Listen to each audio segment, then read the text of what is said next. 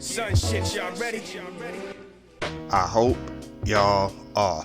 Man, look, this episode is about Ice Cube. We're still in that entrepreneurial black businesses. We still in that vibe, but we got to talk about it. This might be it. It might be just this conversation, then we get to the clip, because I'm lost on this, man. We stepped back as a country. They're talking this what the new curriculum is, which it ain't even a real new curriculum. They've been testing the water and playing around with it for a while. I guess now they put cartoons to it for the younger children. And they got Christopher Columbus, of all people, Christopher Columbus going, many people had slaves. Slavery isn't new. You know what I'm saying? It's always been around. Then there's a point where Christopher Columbus says, I think it would be better to be a slave than to be killed.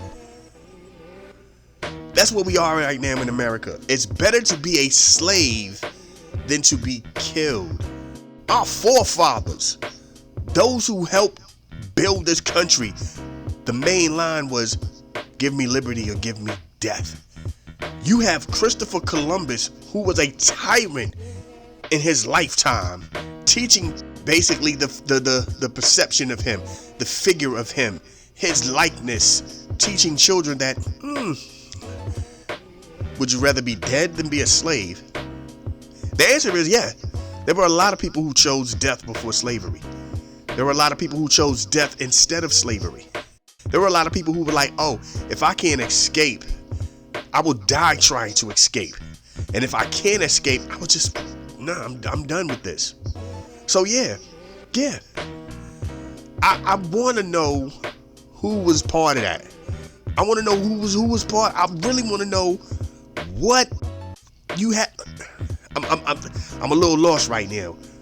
Black people could not have been in those meetings and sat by and was okay with that. And I'm saying it from the angle of, I get it, you might have got outvoted, but there's social media. Teachers, school board people, superintendents, principals, there's social media. You were supposed to go, yo, this is what they're looking to do. We, as a community, need to step in, step up, and step out of the house and speak on this. We need to do that. You know what I'm saying? I'm not saying it didn't happen, but I'm pretty sure it didn't happen because everybody who's posting this stuff seems like they're completely shocked about this. You know what I'm saying? There was no prep time for this. There was no, oh snap, you know what they about to do? What are we going to do on our end to counter this? That's my joint. I'm lost right now trying to figure how did we allow this to happen? Who was in these meetings? And if it's a school board thing that people can vote on, figure out who's in these joints, vote these people out. We need to, this is wild, yo. This is wild. And it stems from something that was basically brewing in the early 2000s, not even early 2000s, in the 2000s, because by the 2010s, they were looking to flip the game anyway. We already know that. They were already trying to test the water on putting out new history books in Texas and Florida and all that. They were already working on trying to reimagine what life of a slave was. You know what I'm saying? And all of a sudden we were indentured servants brought here, which by the way, technically we were. Then came the law, the Black Act, to make slavery forever. You know what I'm saying? In perpetuity. You know what I'm saying? All of a sudden that was the thing. So let's don't get it twisted. Yeah, there was a point where it was servitude. Matter of fact, the first slave owner was a slave who bought his freedom, and then while having slaves, the act of blacks being slaves in perpetuity popped off, and he was a black man who was then taken to court because the guy who took him to court was like, dude, I'm a little close to being free myself. What are you talking about? Nah, we can't do this right now. Nah, I know this ain't about to happen. And they had to take that to court. So don't get it twisted. I understand the history. The point that we're now skipping over is that piece right there. When Virginia was like, oh, you're a slave forever. You'll be a slave. Your children will be a slave.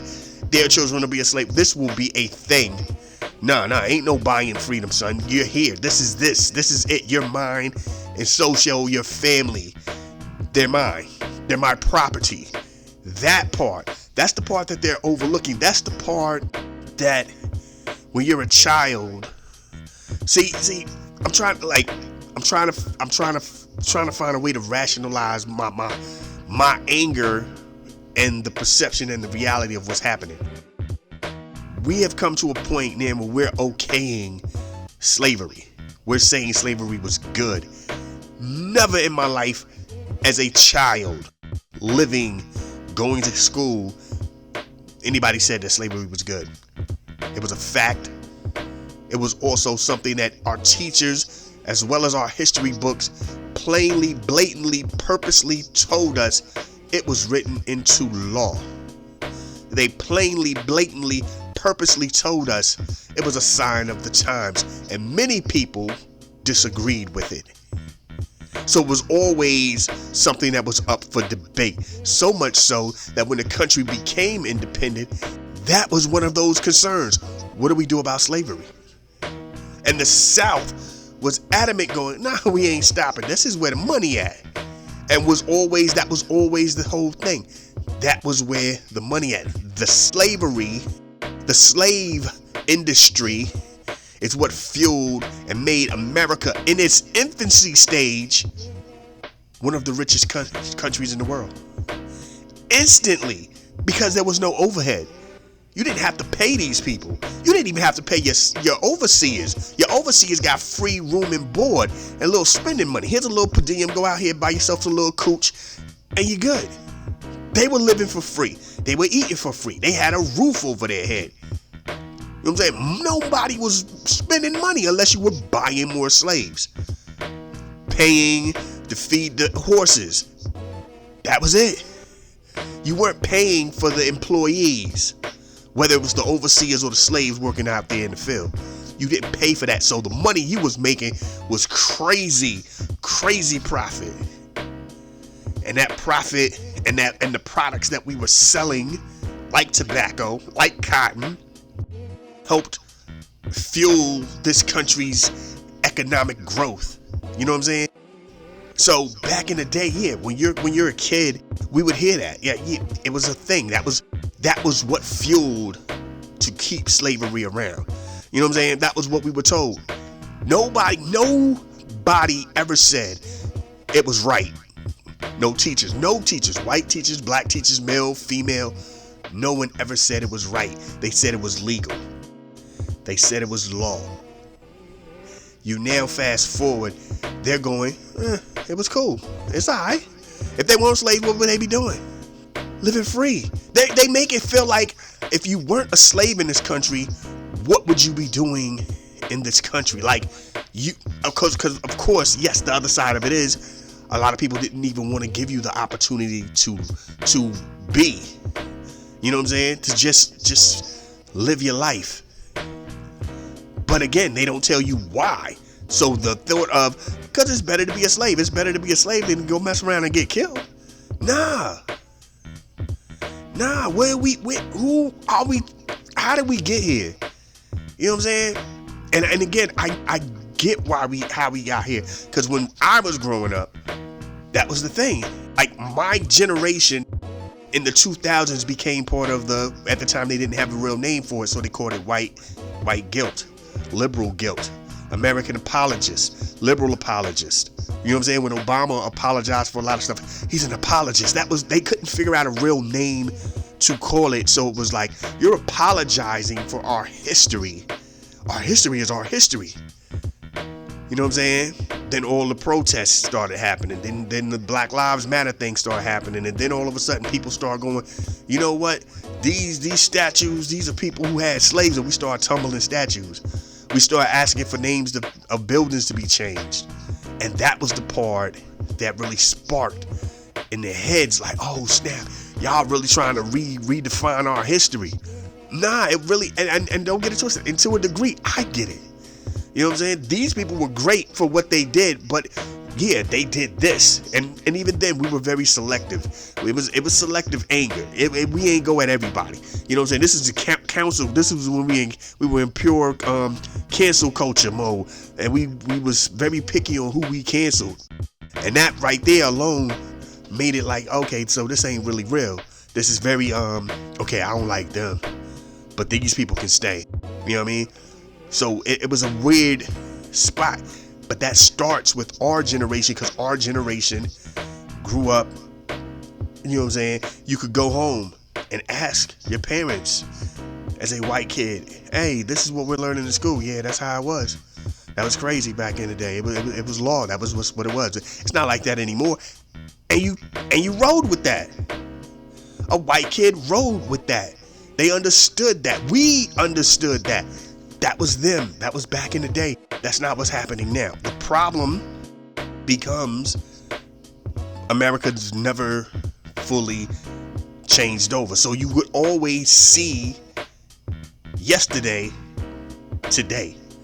You know what I'm saying? When people pull up what's going on and what's all that stuff, they hear that song and go, man, that's like what's going on today. You know what I'm saying? When Obama was running for, I think his second term or his first term, I think his first term, and people were pulling up the Nixon and Kennedy debate. They were like, yo, that is still happening today. You know what I'm saying? When we talk about a lot of stuff from back in the day, we still can look around and see it today. That's the problem. So now you got a whole new generation of kids coming in, and the way they're looking at it, because they're seeing the buildings being destroyed and the statues torn down, and people looking to change names and all this and that, and they're like, so is it not cool being white? Like, white people are very messed up, and white parents are like, no, nah, no. And instead of telling their kids like the previous generation told them, nah, that's how it used to be. Luckily, we're not like that anymore. But it was hard to say that in the 2010s, because you had the Black Lives Movement happen. You had what felt like every time you went on social media, opened up your phone, opened up your laptop, opened up your computer, another black soul was being taken, another black body was slain. You know what I'm saying? And freedoms and just respect thrown out the window. You know what I'm saying? We're busting windows and punching people. We're shooting people as they run, and the cops get to say, I was afraid for my life, while this person was fleeing for theirs. You know what I'm saying? Like, we watched this dynamic become what it became, and now you have these children, and they're hearing this history, and now they're like, and they're looking at that stuff, and they start to go, yo, we as white people are really messed up. No, y'all not. No, we're not. Not us.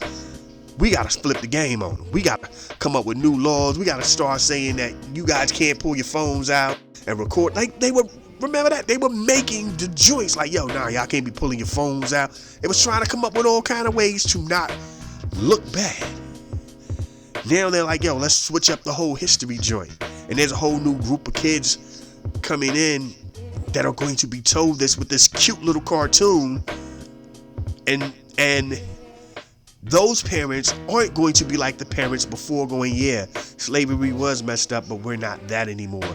Those were the old days. You know what I'm saying? We moved far past from that. Like, there's civil rights movements and all that. All of those days are over with. Everything's equal. Like, and even the cartoon tries to give you this, okay, everything's good, everything's great, but it's not, though.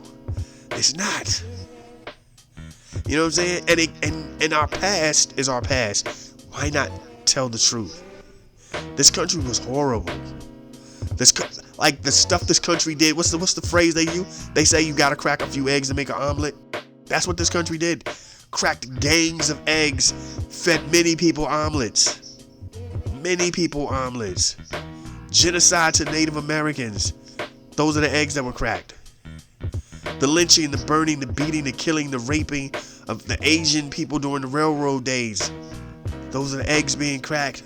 The way we've treated blacks since their introduction to this country, you know what I'm saying, or for slave ships, if you believe that, because I know that's still a big debate. But what's not a debate is the way black people have been treated.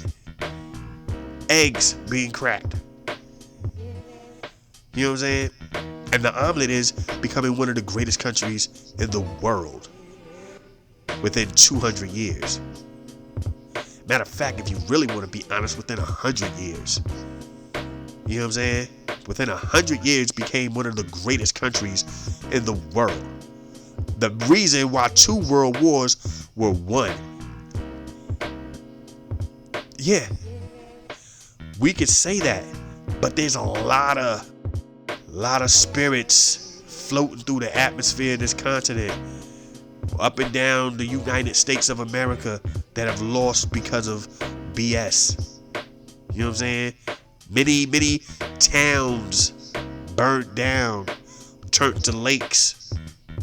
Many lives lost for no other reason than not looking like the majority, or the ones who feel that this country is destined to be theirs. You know what I'm saying?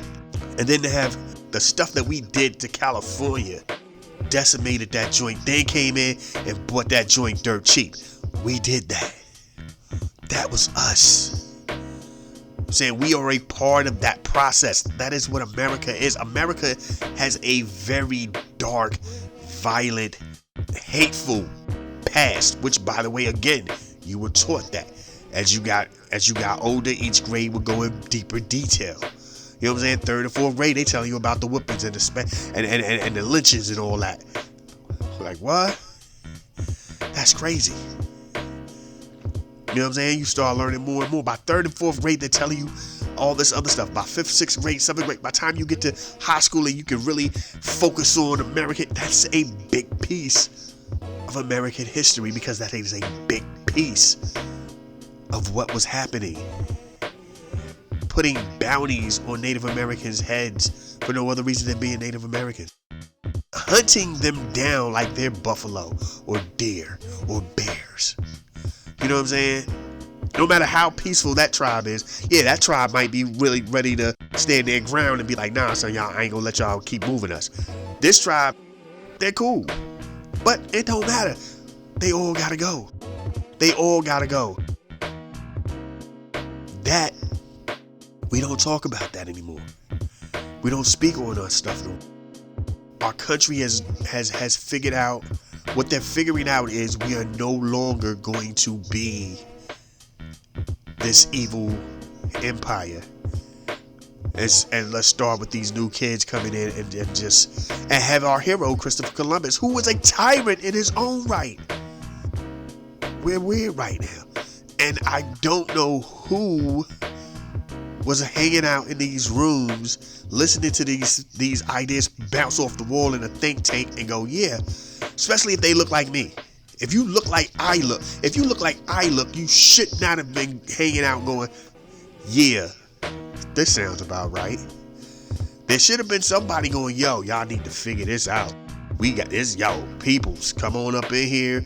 We need people there needs to be a town hall meeting with the school board, with the educational system, with Miss McMahon or whoever, and we got to figure this out. Like, please explain to me and people who look like me how this is helpful. Nobody's did that. Nobody that I'm aware of anyway. You know, I could be wrong. Maybe my algorithm didn't pick it up like that.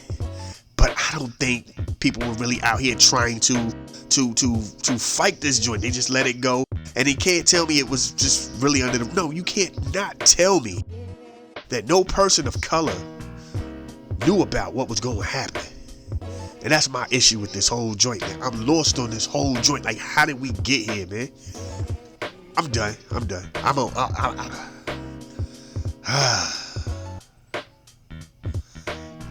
Crazy, B. That's my rant for the week. I don't do these a lot.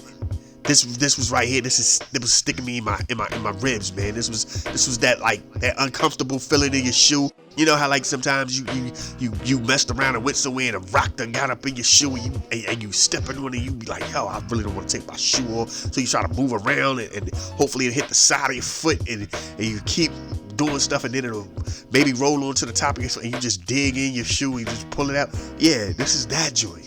This is that. You done went through some trees and bushes and a branch or something done got caught up in your shirt and you feel it and you can't figure out where it's at. That joint, that itch that you can't scratch on your back, it's something like that, man. It got me, you know what I mean? It really got me like, yo, that piece of popcorn is stuck in your teeth. You know what I mean? That's the vibe I got right now about this whole thing. So yeah, I pulled the soapbox out. You know what I'm saying? I stepped on that joint.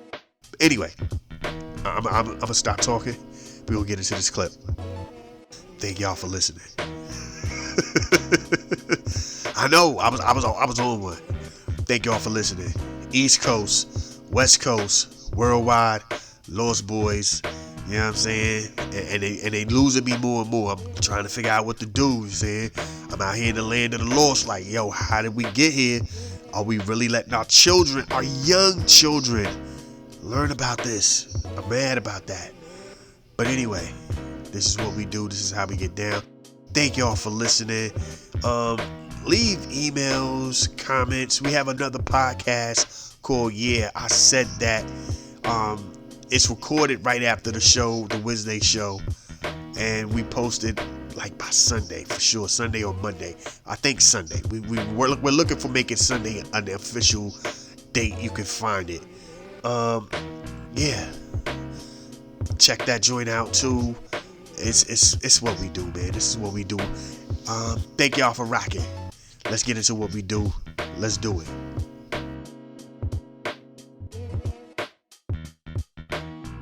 Yes. This is why we. Yeah. 1 time for the mind. 2 time for the soul. 3 time for the music. Please don't lose control. Yeah. You know how we do. We set it off with the What's Happening theme song. You know, we did that show love, tribute. You know what I'm saying? Send condolences. You know what I'm saying? To Danielle Spencer. And you know, so yeah, man. Y'all don't D. That's what we show love to D. Word. Yeah, man. It was out of the blue too. It was just like one of them days, you know, like we were just, and then it popped up. It was like, oh snap, what? I ain't even know how to respond to it. You ain't know how to vibe about it. It was just like, yo, this is crazy. You know what I'm saying? So yeah, man. It was wild. You know what I'm saying? Salute to Danielle. I'm about to say D again. Danielle Spencer. D was the most mouthiest little shorty on television. You know what I'm saying? Dudes be thinking they got somebody on their show. Nah, son. She was, and these was supposed to be like high school dudes. She was straight bullying high school dudes. And I don't know what grade she was supposed to be in, but I'm gonna tell you one thing. Fast forward to the 80s, and they had What's Happening Now. There's an episode, I don't know where it's at, but there's an episode where D and Dwayne were outside somewhere. And D was like, yo, I used to have a crush on you. I couldn't wait till you came through to the crib. Now, Dwayne was like, I kind of liked you too. My thing is, again, she looked like she was in about 5th grade. Them dudes was in high school. Like, you know what I'm saying? Like, she looked like she was about 5th grade. These dudes is in high school. Now, I don't know what grade in high school, because, of course, Rerun was so, you know, he was in the same grade for a few years. He was still doing some of the same classes for a minute. But the point is, it's weird when you look at that. You know what I mean? Googled it up. They're only 5 years apart. So, you know, the people was like, as adults was like, ain't nobody gonna worry about it. It's a 5-year difference. It won't looking like that on the show. They in high school. she looked like she might be in the 5th grade. I mean, even, and we're saying deep in high school, so we ain't even talking about like 6th, 7th, 8th, 9th. Like he was a 9th grader, which, by the way, that don't make it better. That don't make it no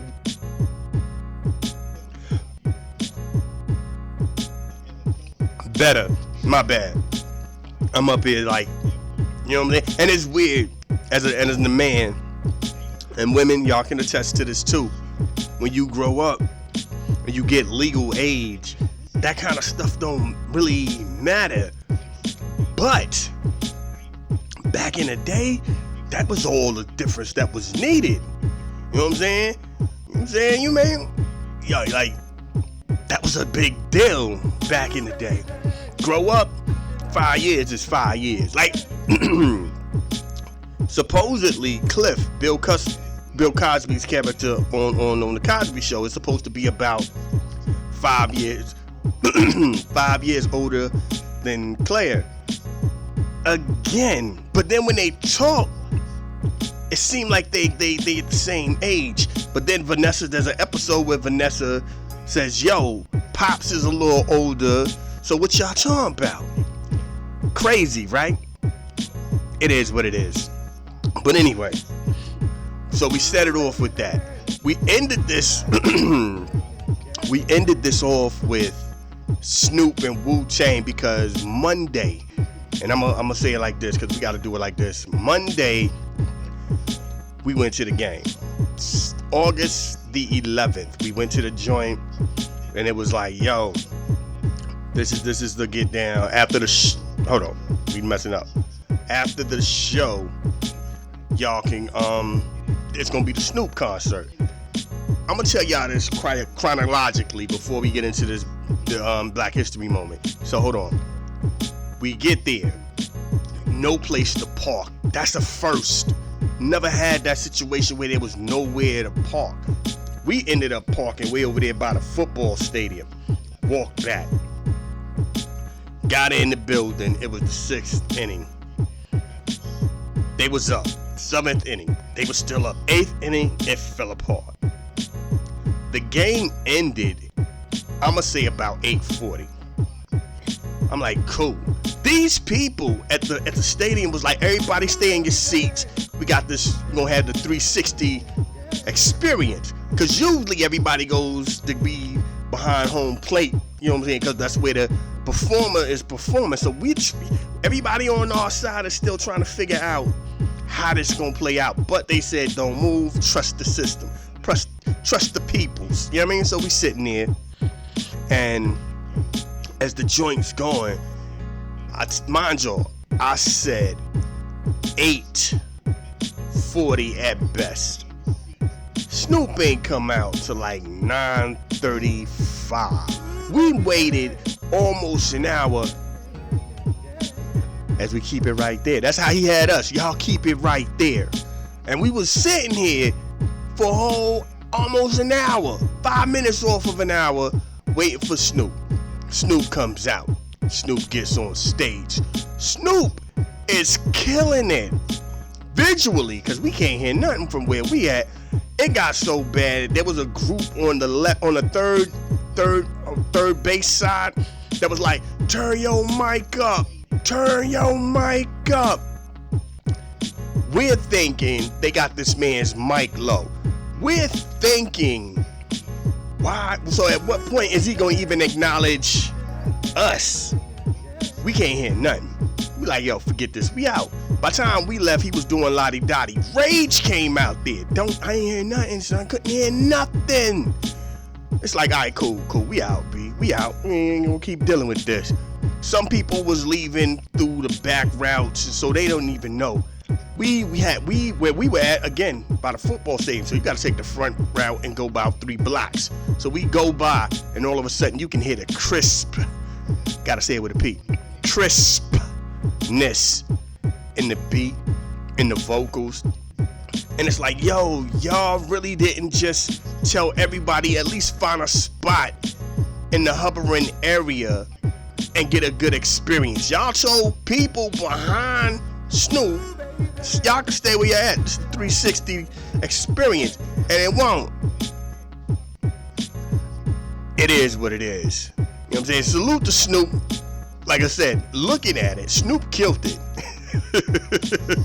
If you were behind Snoop, you ain't hearing nothing. It was bad, man. It was bad. But yeah, man, this is what we do.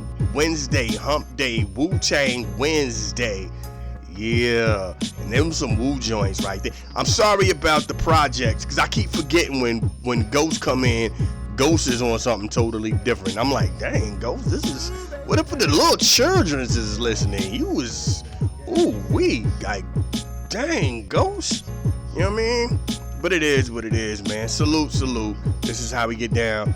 I don't even know what's really been happening. I've been so cut off trying to get a lot of things together. Legal Crime Radio. I'm coming with some heat. I'm gonna start sending y'all some joints.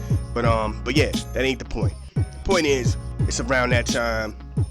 It's about this time where we get into the Black history. You know what I'm saying? And we got a good one too, because you know what it is, right? This is still Black business, Black entrepreneur month. So let's do it like this. Take it from the top. Take it from the tizzy. This moment in Black history. Yes. And you know it don't stop. It can't stop. Won't stop. Diddy, please stop. Remember the days you thought you wanted to go to a white party? Matter of fact, hold on, let me scratch that. I just saw this today on my phone. Danny Boy is gay. Y'all know who Danny Boy is. Did a lot of hooks for Tupac. He was a death row dude. Danny Boy and Ray J catching these weird ones right now. He really is. Danny Boy and Ray J did something. That's how we gonna make it. We gonna put it out there. Something happened. Ray J's, I'm not even gonna say excuse. Ray J's reasoning for the situation, the entanglement, is that's industry stuff. That's Hollywood, baby. Sometimes things happen that probably would not ordinary happen for ordinary people, but we're celebrities, so things are, you know what I'm saying, you never know what happened and things get crazy and you just go with the flow. I'm sorry, the more you're hearing about this, like, yo, Ray J, you catching a bunch of L's right now, like, this is not working out for you, man. I don't know what is going on, but you know what I'm saying, but I don't judge, man. I ain't judging, I'm just saying, it's the way that it's coming out. It's not coming out from you. It's coming out from other situations. People are, and then people ask, and salute to him for being honest, because then when people ask him about stuff, like, yeah, I wanted to get in the shower with them dudes. I wanted to wash with them dudes. I wanted to wash their backs. I'm adding all that, but I'm just saying, ain't no need for you to be up in no shower with two other dudes. You know what I'm saying? Like, what are we doing, B? You know what I'm saying? That right there, just steamy water, 3 dudes butt naked, showering with each other, rubbing each other down, making more steam than stain. Yeah. There's dudes in jail right now that don't want none of that, and these 3 dudes were like willingly open for it.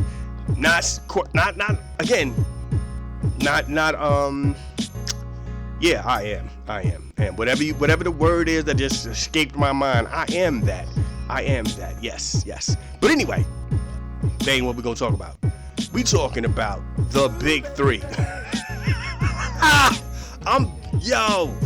3 dudes in the shower. Big 3. What do you see? 1, 2, 3.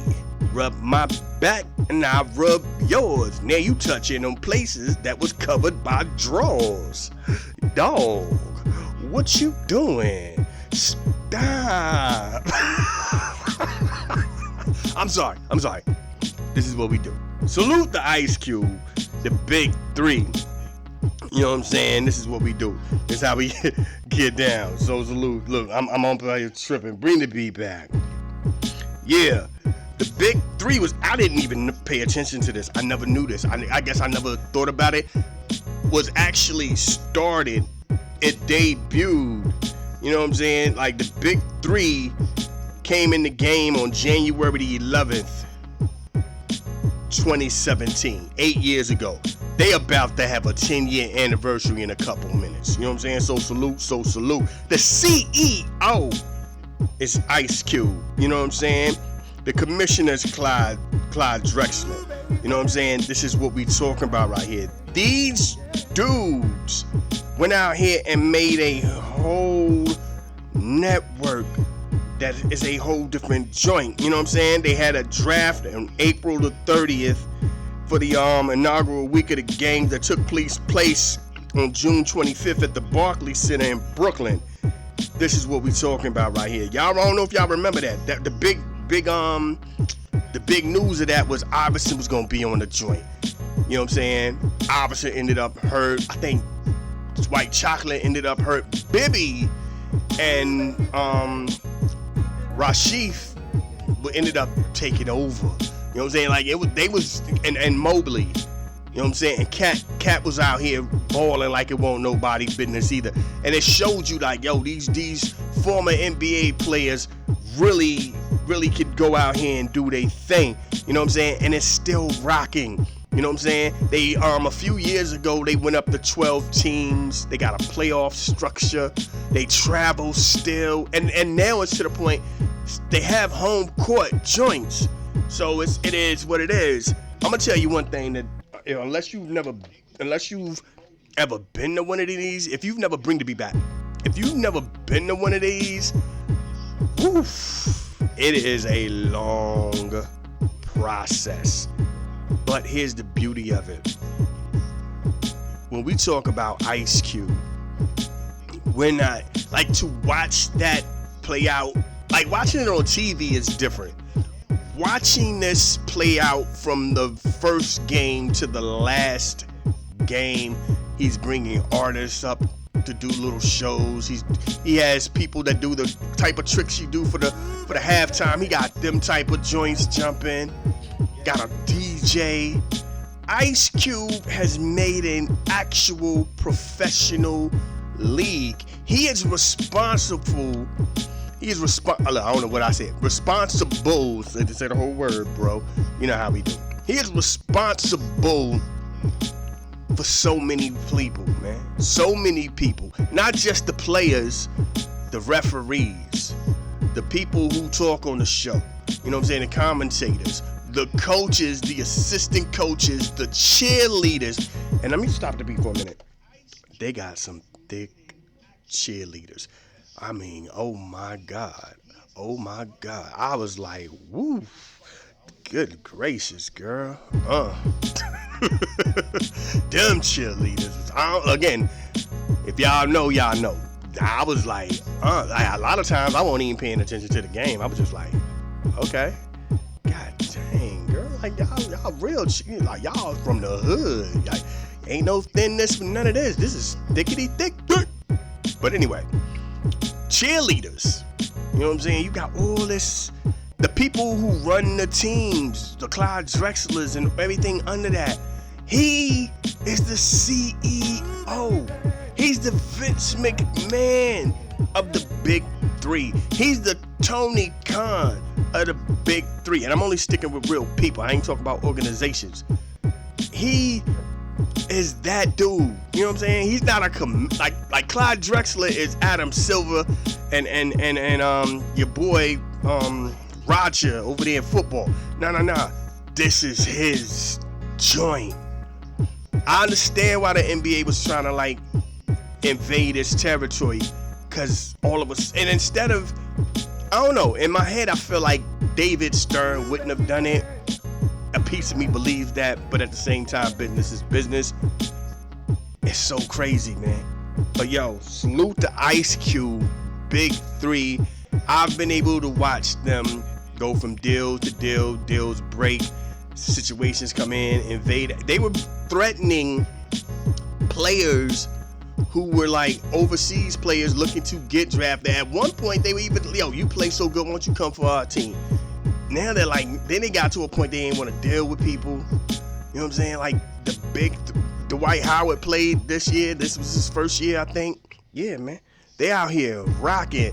Kobe, before he passed, that was something Ice Cube kept going at. And I don't think Kobe would have played. I think Kobe would have did what Gary Payton doing and Dr. J and all of them. He probably would have been a coach. I don't think he would have played. But he was definitely like, yo, son, what's going on? Now, there's a bunch of Big Three knockoffs out there. Well, there's only one Big Three. There's only one Ice Cube.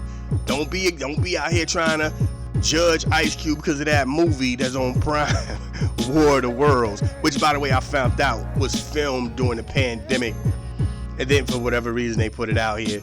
But anyway, yeah, man, this is what we do. This is how we could do. This is how we get down. Salute, salute. Let's get back into this music. My bad. I've been talking too much. And I was a little late because I don't know what happened, man. I swear to God, I hate updating on software. Then you gotta like go through everything all over again. But we here. Probably too much truth. You're too transparent, black man. Then that makes me transparent, man. That means the cops won't stop me. And they'll just be like, oh, there's nobody in the car. We can't shoot nobody now. I'm sorry. People getting shot is not a laughing matter. But y'all know, we all, especially, and it's like the later and more like deserted the area, the more you're shook when they come rolling up on you. Like, oh snap, stomach start bubbling. You gotta doodle. You gotta pee. Like all your bass in your voice leaves a little bit. Boom, boom, boom. Do you know why I was stopping you? Huh? Nah, not really. Hey, boy, you be out here big and swole like Vin Raines and be, huh? Sounding like Urkel. I didn't know that. You be like, yeah. Brothers be trying to get real little. The more cops show up, the more they be like, ooh, don't look intimidating. Last thing I need to do is look intimidating. Anyway. Let's get back into this music and do what we do, how we do. Let's go.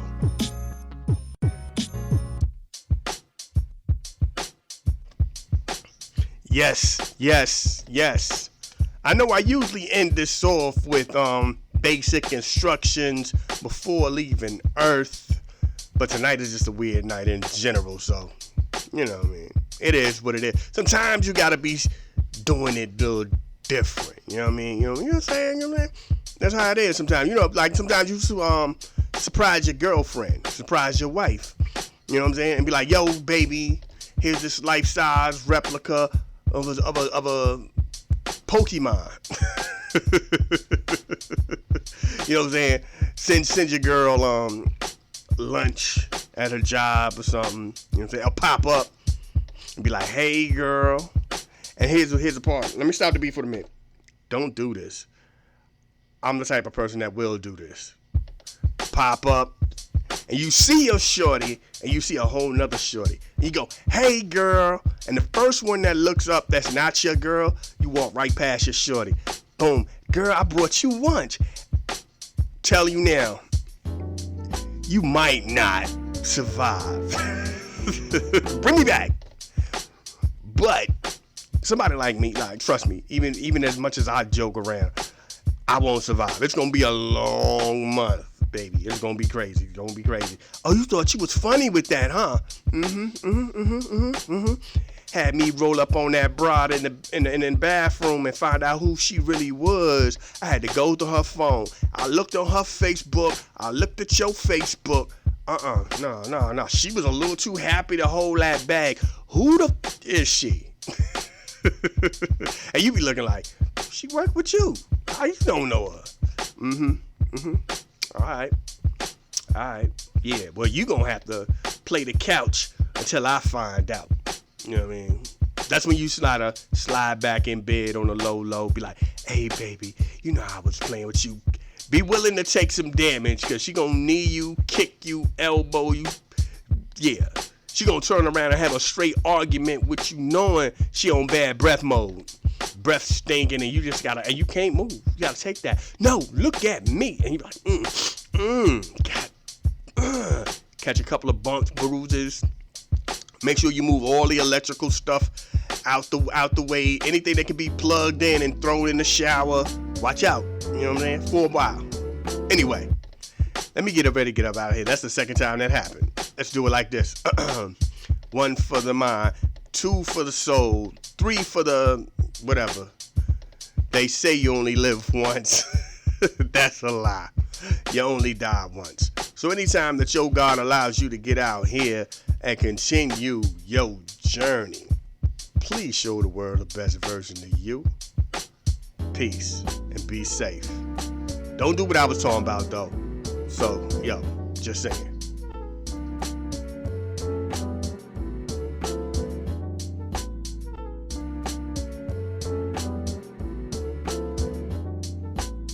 This is a Soul of Art presentation.